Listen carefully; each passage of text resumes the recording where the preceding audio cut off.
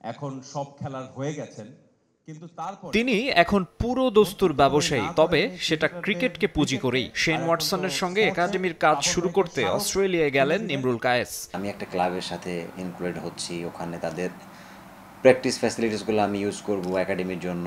আমি চেষ্টা করে যাচ্ছি ওখানে ভালো ভালো কোচদের সাথে কাজ করার সুযোগ হবে আমার, এবং ভবিষ্যতে আমি চেষ্টা করব যে বাংলাদেশের প্লেয়াররা যদি প্র্যাকটিস করতে চায় ইন্ডিভিজুয়ালি, আমি তাদেরকে হেল্পটা করতে পারবো, আমি বিশ্বাস।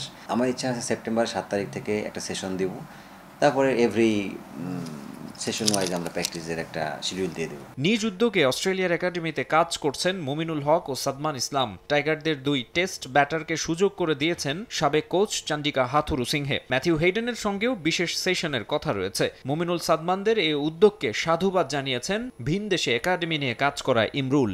সাদমানকে এবং মুমিনুলকে দুজনকেই ধন্যবাদ জানাই, কারণ তারা দেশ থেকে তাদের নিজের উদ্যোগে যে অস্ট্রেলিয়াতে প্র্যাকটিস করতেছে, এটা অনেক বড় একটা মানে সাহসের ব্যাপার।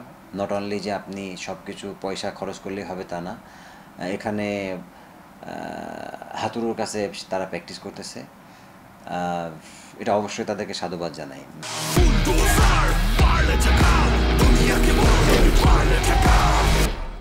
কোয়াব বা বিসিবি নির্বাচনে আগ্রহ নেই। আগামী জানুয়ারি পর্যন্ত থাকবেন বিদেশ বিভূঁইয়েই। দীর্ঘ সময় বাংলাদেশের বাইরে থাকতে হচ্ছে ইমরুল কায়েসের বন্ধু সাকিব আল হাসানকেও। PSL, CPL, Max 60 foreign franchise লিগগুলোতে দেখা গেলেও তার আন্তর্জাতিক ক্যারিয়ার অনিশ্চয়তার মুখে। সাবেক বিশ্বসেরা অলরাউন্ডারের এমন পরিণতি কষ্ট দেয় ইমরুলকে।